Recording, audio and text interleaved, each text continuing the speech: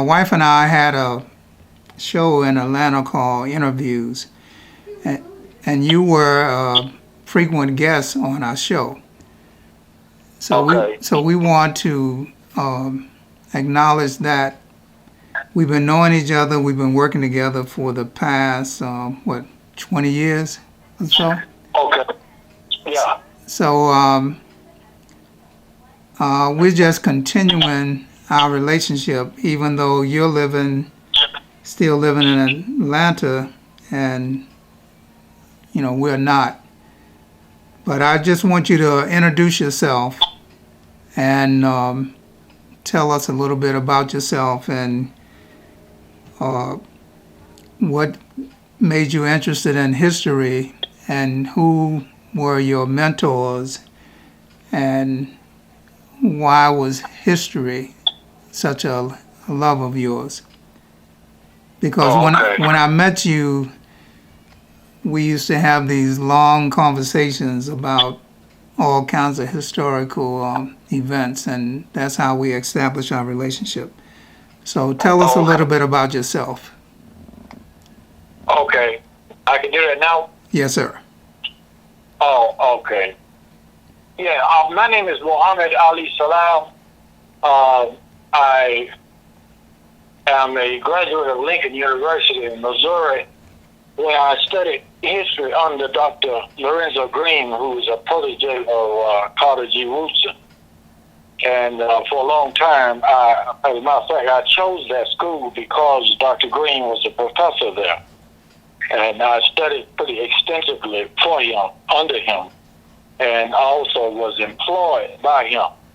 And it was under his supervision there at Lincoln that we set up the first African-American library at Lincoln University. And Lincoln University in Missouri is a school that was established by the black soldiers during the Civil War. When they conquered Jefferson City, Missouri, they immediately established what became known as Lincoln Institute, and later went on to become Lincoln University. So that is the basis of my background and my interest, my motivation in history, and much of that was inspired by my father. I'm also the author of the book, A Black Man's Journey in America, and I have continued to do a bit of research, and I'm now working on other works, one entitled The Black Missourian. I'm undertaking that work because there has been the myth that very little of our history was achieved other than in the South. And I think if we ignore the contribution of the black movement in the Midwest and in the North, going all the way back to slavery, I think we're ignoring a significant amount of our history. And I found that Missouri is very significant in terms of the history of black people, all the way back to the Missouri Compromise of 1820.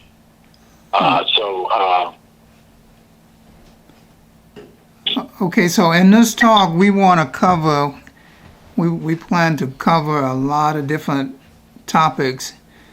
Some of the amendments that were supposed to have been beneficial to African Americans. Some of them were supposed to have been beneficial, but looking back on them, we want you to discuss, whether they were beneficial or, how did these amendments affect us, and we want to look at how we were back then, after slavery, and now where do we stand here in 2020? Because there's been a lot of promises and a lot of laws passed in reference to African Americans, but that very little changes have taken place within the African American community. So let's start with that. So, Okay. which one of the what do you want? You want to go back to where? Let's say, can the Emancipation Proclamation be viewed more as a political strategy than a humanitarian gesture? Without a question, it was a political and a military strategy. And again, the Emancipation Proclamation was not even aimed to at all the blacks. It was aimed at the blacks in those territories where there was rebellion against the Union. And that weakened the Confederacy because now these slaves could be now used for the Union purpose instead of the Confederacy purposes, because those the Confederacy had been using those slaves. So when Lincoln made that gesture, soon after that, the ex-slaves also became soldiers in the Union, and is questionable whether or not the Civil War would have even been won without the contribution of those soldiers. So again, it is unfortunate that the people who oppressed us are the same people who passed the laws that were supposed to have freed us or allegedly ameliorated our circumstances, and then continued to even govern us. So nothing really changed. If you are my oppressor and am I free, then there's no way that you can continue to rule me. Right. And if we look at the 13th Amendment, the 13th Amendment is really the amendment that's supposed to have freed blacks. But in that amendment, there's a clause that says there will be no involuntary servitude in the United States other than for the commission of a crime. And that phrase, the commission of a crime, was very conducive to the institution that we see is very prevalent among us today, which is the criminal justice system. And immediately after that amendment, or the alleged emancipation of black people, we see laws being passed like the vagrancy laws and many other laws, black code laws that were deliberately designed to make black life a crime in itself. In other words, the criminalization of black people, to flood black people into the prisons now. And in many cases, those prisoners were leased back to the same plantations that they had been allegedly freed from. And again, if we go to the 14th Amendment, which is supposed to have made us citizens of the United States. Well, in that amendment, we see that later on, corporations, America now is in the age of industrialization. Corporations were able to define themselves as a human being. And that due process clause in that amendment, it worked in a way to benefit corporations more than it did African Americans. And we see that within the first 50 years of that amendment, we see less than 30 cases relevant to black people of the 14th Amendment. And we see 300 in some cases relevant to corporations. So the 14th Amendment, corporations in America dominated. It laid the seed for the dominancy of the corporate structure, of the corporate dominancy in America, when it was allegedly passed for the benefit of the ex-slave. And we know with the 15th Amendment and all of these amendments, which was supposed to have given us the right to vote, well, it had substance to it. Well, we know going into Reconstruction that there was somewhat of a political base on the part of blacks in the South because of the Union Army's presence there to enforce Reconstruction. But when the government, the federal government, withdrew the troops after less than 12 years, and Jim Crow was the order, all of those rights and all of those positions of blacks in the House of Representatives and as congressmen, all of that was gone, and the right to vote, all of that was gone. And it was gone until the passage of the Voting Rights Act under Martin Luther King in the 1960s. So, again, nothing that was passed, not only did it not benefit us, but it actually, wasn't even designed to benefit us. It was a subtle means to benefit others by using our struggle for freedom.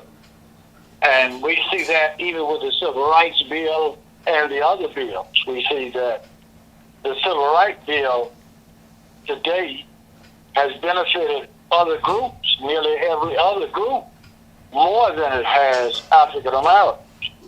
And to this day, African Americans are at the bottom of every socioeconomic class in America, even among the freshly arrived immigrants. So, Brother Muhammad, can you briefly discuss with us what the Fugitive Act was all about? Well, they had previous Fugitive Slave Act, but the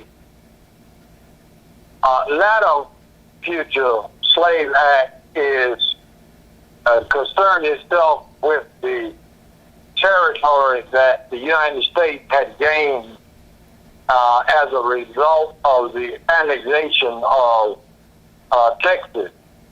And the agreement is that how were those states going to be ruled or governed? Were they going to be slave states or free states? And with what the South gave up, they only gave it up as a compromise with the demand that the North would agree to a new fugitive slave law or act. And this slave law made it incumbent upon the federal government to make it a federal crime for anyone to shelter or to assist a fugitive slave who fled to the North or anywhere in the country, but more specifically to the North, and to make it a federal offense for that, for doing such. Now, this also, this is an event like the Dred Scott decision of the 1850s, around 1857, that is leading up to the Civil War. And as we know, Dred Scott was a slave, and his master took him into free territory. And Dred Scott was, as a black man, was savvy enough to sue for his freedom, since he had resided in free territory. And as we know from that decision, it went all the way to the Supreme Court, where Judge Taney handed down the decision that no black man has any right that a white man is bound to obey or to respect. Now, these ideals and this interpretation that Judge Taney is handing down is coming out of the premise of what had been laid down in this country of what I like to refer to as scientific races which were coming out of the northern universities or New England universities, some of your earliest American universities, because as we know, prior to the American Revolution, there were no universities in the South. The only one was William and Mary. And so while the North, as we said before, was claiming that they were such abolitionists and opposed to slavery, we have to look at the development of American universities, particularly Harvard, Princeton, Yale, and these other New England and Northern universities that actually came in existence because of the slave trade. The slave trade actually financed the very existence of those universities and sustained those universities not only, but the scholars at these universities are the ones that are the fathers of this scientific, as we said, as America begins to go through the Industrial Revolution, and they think that the American people will not hold this view of this Hamitic myth or religious conception of the inferiority or some alleged subhumanism of black people. Then the scholars at these universities began to delve and take the place of the religious leaders. And then some of these universities were religious scholars and began to talk about the size of the black man's brain and how the black people are inherently and genetically inferior to white people intellectually, and that without slavery, the black people would not be able to take care of themselves, and that slavery was a good thing for them.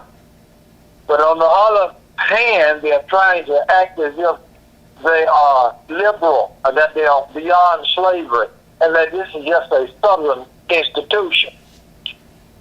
When we said before, when we go beyond the university, even those New England colonies in places like Massachusetts and Rhode Island and New York, these places became major metropolitan and major industrial areas because of the slave trade. And people like to talk about slavery, which was primarily existing in the South. But it actually could not have sustained itself other than through the North involvement in the slave trade, because they were providing the slaves, many of the slaves, prior to the abolition of the slave trade in 1808. They were providing the South with these slaves. And we said before that we see that the New England colonies, they studied and saw that England, who was the father of the Industrial Revolution in in Europe, England fathered the Industrial Revolution simultaneous to her domination of the African slave trade. And as we said before, whatever European power was the most powerful in the world was that nation that controlled that African slave trade. So when England came to dominate the slave trade, then England financed the Industrial Revolution through her dominance of the slave trade. So the New England colonies began to do the same thing that England had done.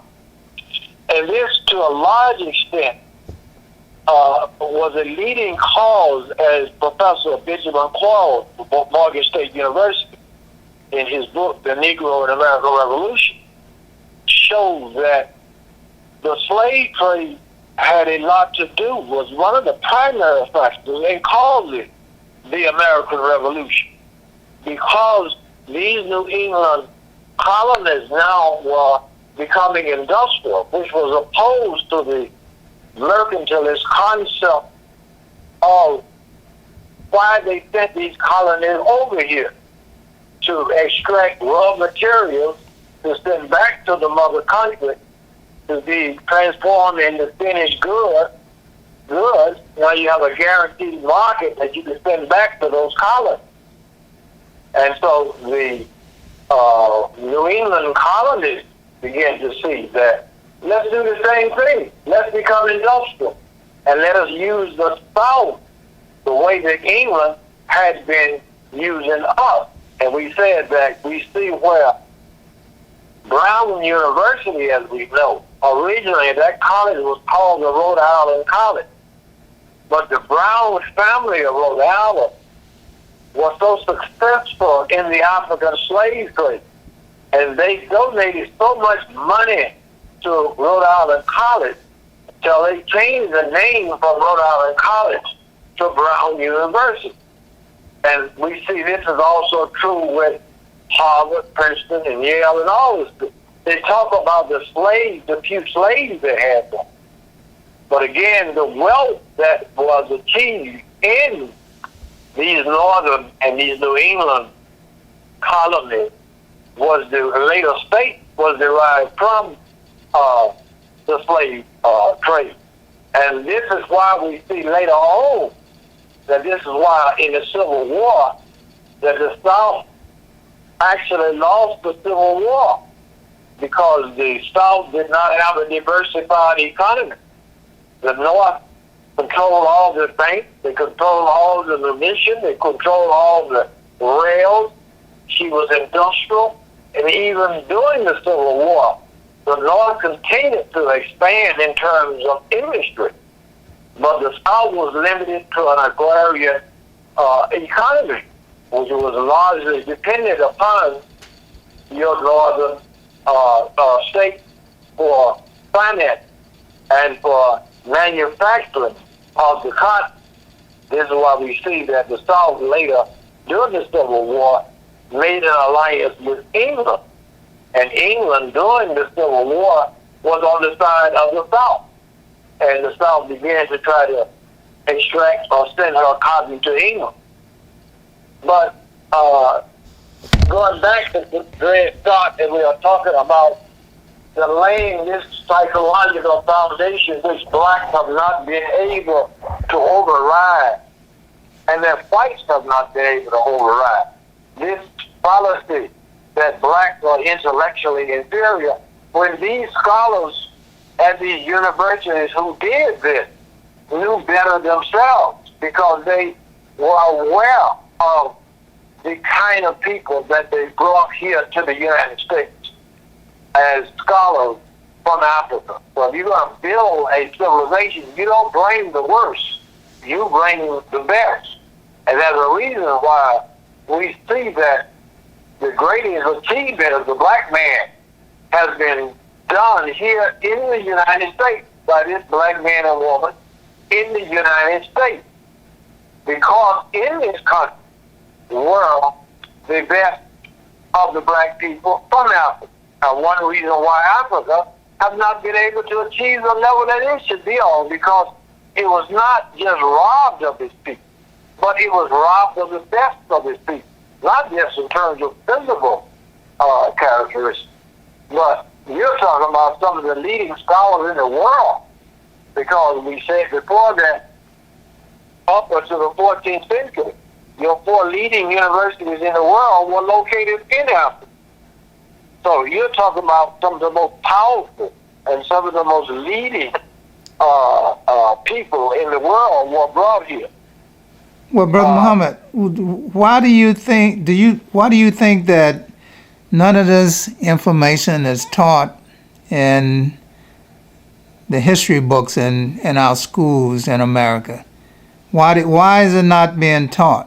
Do you have any idea why why do you think it's not being taught?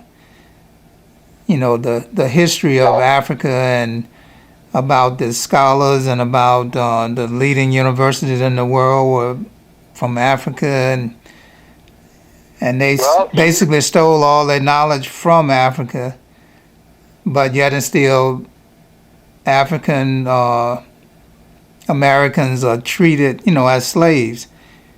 So well, for ye shall know the truth, and the truth shall set you free. So you can't enslave a man the way you did us. And of course, he who wins the war writes the history or his story. And so you definitely, if you went to that extent to make them believe and to make your own people believe that they are innately inferior, then you would go to just as much trouble to make sure that this is not recorded or taught in the schools.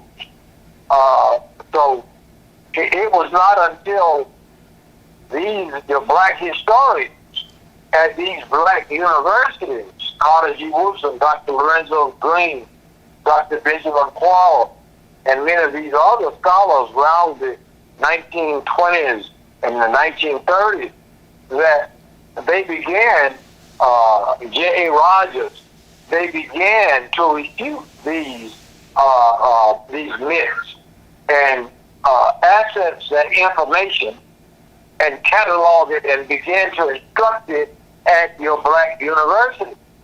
I was reading this book where this author was talking about even your independence movements in Africa.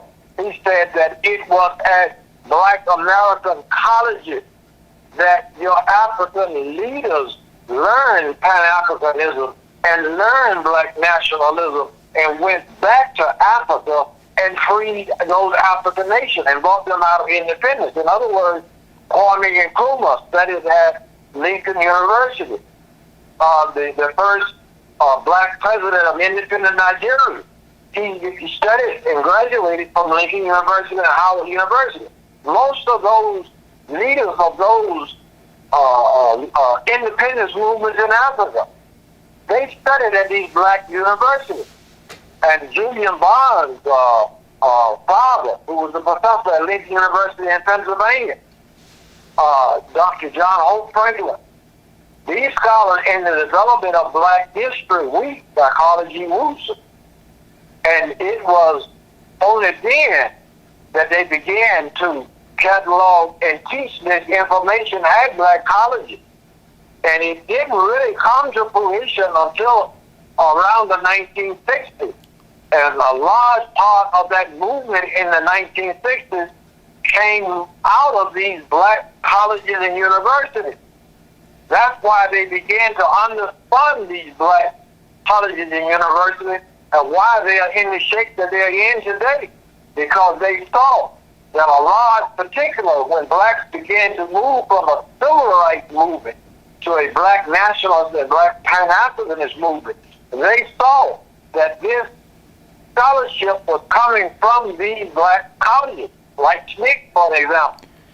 SNCC was formed at a black college. So what you see now at your black college, as opposed to what you used to see, your leading black scholar was at these black universities. Now you go to Howard University today. That school was formed for African American students to be the leading intellectual university for black people. If you go there today and you're a black American, you'll feel like an alien because that school is dominantly foreign. Wow. But we've lost our university. We've lost that. Wow. So why do you think that Britain was the first to abolish slavery in 1807? Well, Britain, she didn't want the United States. Well, it wasn't the United States at the time. The colonies, the 13 colonies. Oh, they were okay. not sent over here to be in competition with Britain. Britain didn't want them to industrialize. So when she saw that Massachusetts, Rhode Island, and these New England colonies were beginning to do what she did, and had gone into the African slave trade, then she moved, pretending for a humanitarian purpose, to abolish the slave trade. And the United States abolished it the next year. because she did not want these colonies to become industrialized. And she saw the seeds of the American Revolution budding with these New England and these northern colonies, because they began to see the lucrative economy that could be derived from the slave trade. So when you're talking about what made America, but what made Europe, it was the slave trade. All of these nations, these modern Western European nations, it was the slave trade that financed their wealth that they have today. Had it not been for the African slave trade, these countries would have an economy similar to what you see in Jamaica or somewhere. So all of it was achieved from the African slave trade and from slavery.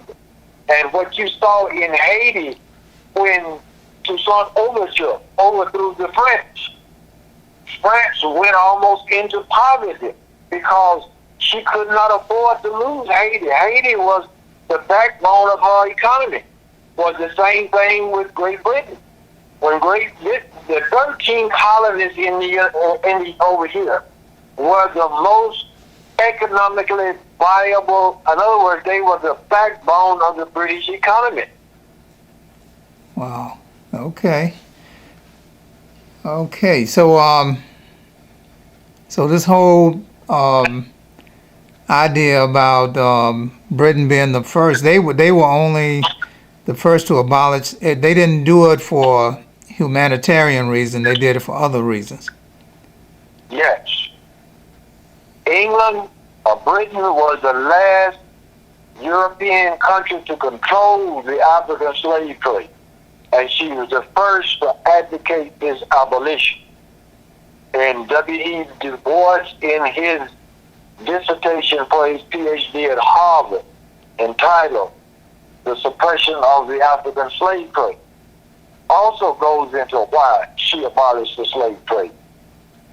Oh, okay. And when you look at even the United States, when they were about to go prior to the American Revolution, and those various acts, like the Navigation Act that the British imposed on the colonies, the Sugar Act, most of these acts were related to the profits that these colonies were derived from, in British view, illegally entering into the slave trade.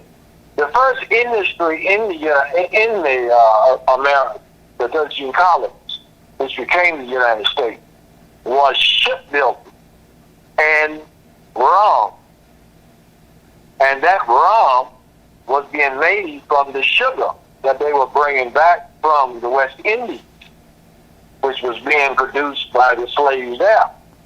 It's interesting that James Malden, in his book, Black Ivory, he talked about what was called the tea houses and the coffee houses in Britain. So when you walked in there in the 1800s, he said, when you walk in there, he said smoke-filled houses serving coffee and serving tea. He said smoke from tobacco that was being produced by the slaves in Virginia, in the United States, or in America, being sweetened by sugar that was being made by the hands, produced by the hands of slaves in the West Indies, coffee that was being cultivated by slaves in the West Indies. And what I'm talking about, tea that the British were getting from the Orient that she had colonized, and their fancy clothing that they were getting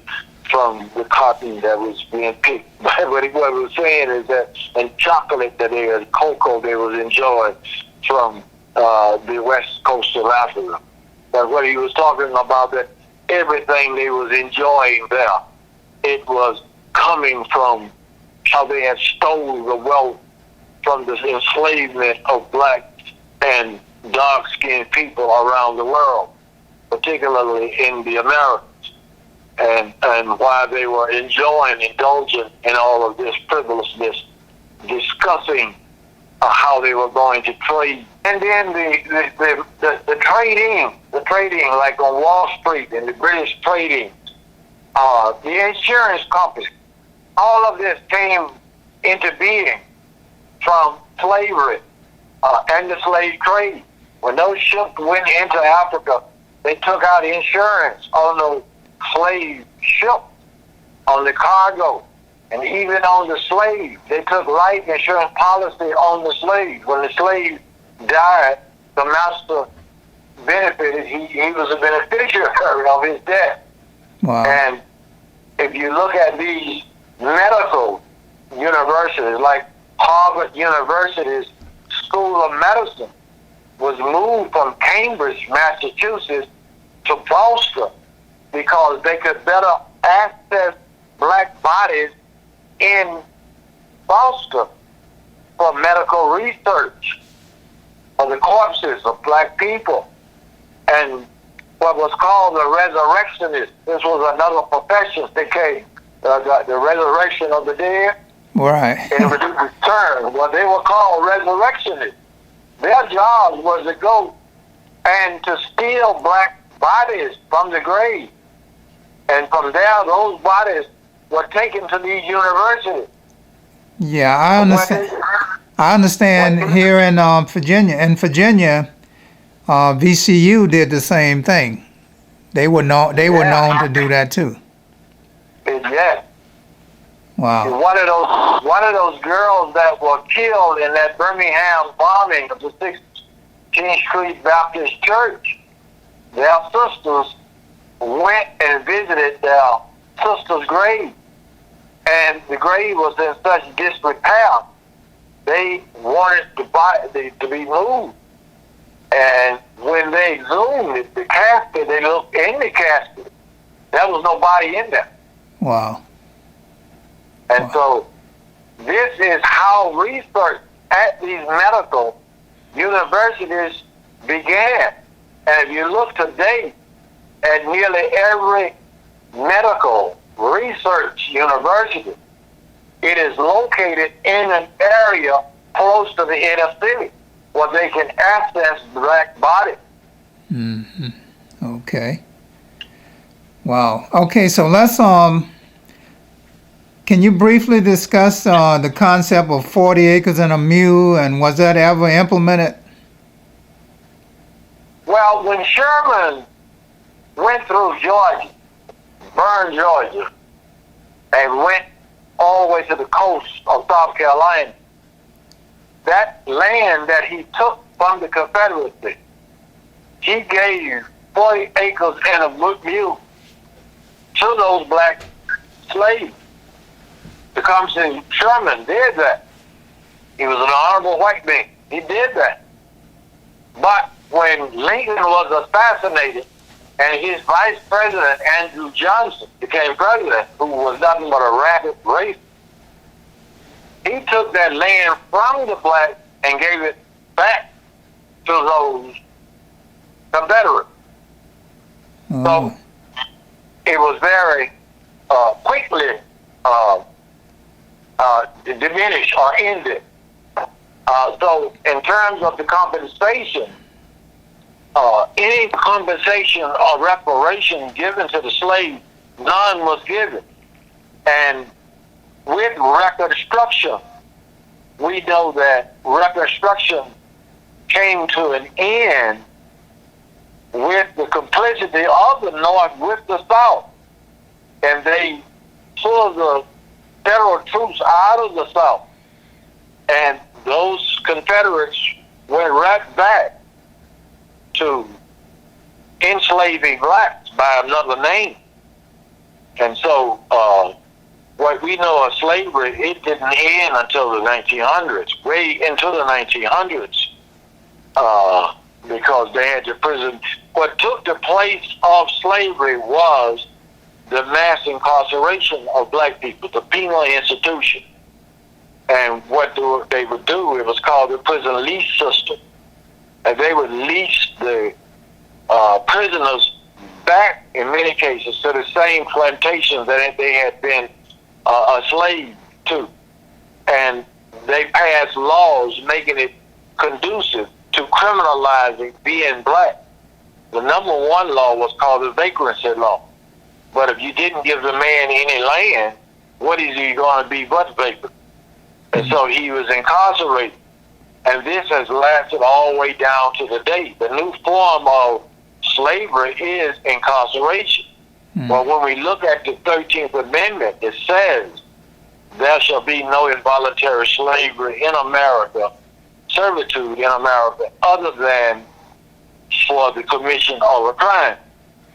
So laws have been made and put on the book to make it conducive and easy to incarcerate black men. And even today, if you go in those prisons and you see the kind of work that those prisoners are doing, the kind of things that they are making in those prisons, and the profits that's being derived from it, is nothing but a modern form of slavery. Yeah. And so you're talking about 1 in 3 black Americans are in some way or the other connected with the criminal justice system. So what role did religion play in all of this? I mean, religion gave justification to it. Religion is the backbone of how religion came to interpret whiteness as pure, as divine, and black as cursed and outside of the realm of anything that is divine. So once you came to accept religion as a black person, those religions, because those religions define you as cursed, not just Christianity, but those religions, period, define the black race as cursed. And I don't see how you can find your salvation as a black person in those religions. But we see with religion that the black race has not made any progress. So he has to ask himself logically at some point, why? Why am I a part of something that does not benefit me? That's right. Why am I a part of something that curses me? Something that says that I am cursed. We don't get along with each other. We don't like each other. And a large part of this is the religiosity that we have embraced. A religion that says that we are a cursed people. We need something that says that we are an important people, that we are a self-empowered people, like other people's religion or other people's myth does for them. So in other words, the Europeans, all of the people that developed and created these religions, they knew what the myths was all about, but the people that they gave it to didn't know what the myth was all about. Everybody wanted to enslave the black man. And it seems as if these religions came about even for that purpose. Right. Because it's not just the Christian who did it. The Arab did this. Right. The Arab. So all of these religions. It seems as if, and history testifies to it, that if you, back in those days particular, if you're going to rule the world, you're going to have to enslave the black man. And all of them enslaved him. He can take all that stuff and throw it away, because all of them enslaved him. And he's still subordinated to all of these people. That's right. So he's got to come up with something else. Yes. Something that empowers him. They are not his friend, and they have not proven that they are his friend. So, what was it, Dr. John Henry Clark, that says that if you look in the mirror and if you don't see a friend, then you don't have one, huh? You don't have one. I mean, I go to the black community. You go to the church. If you go to the masjid, there's nothing in these religious places that are talking about the problems of black people. They're not discussing the issues of black people because those theologies is not about that. But yet you are housed in the black community. So if your theology is not about empowering black community, then why are you housed in the black? What is the relevancy of you being there if you're not empowering black people? Yep. Wow. Well, you know what?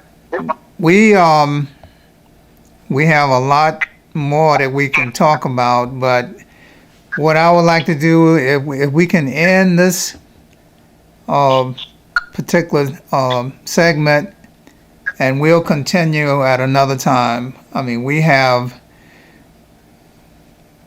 been knowing each other for about 20 years or more, and we always have these great conversations. So I want to thank you for being on my show, and we'll continue with some other topics because you are a wealth of knowledge, and I really appreciate your insights, and then we'll try to get more of your insights in the future. So thanks again, brother. Oh, thank you, brother. Anytime. All right, peace.